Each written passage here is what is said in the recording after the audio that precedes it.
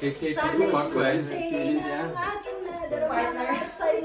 Men jeg ved, at mine vester, der købte det første projekt, Lars Svendsen, han var egentlig den første, der købte sådan en Cessna. Og han blev også træt af det. Han kunne meget mere. Han kunne ikke køre fra Tønder og så over til København.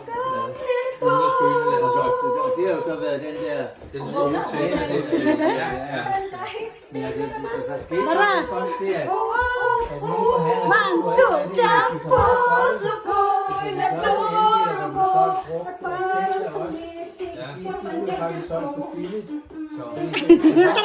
Santi kanta karuhat. Han solgte sin til Nova. Nå ja, det er Norge, de er lige mere biler. Ja, det gjorde han. Men det var faktisk 100 af landet med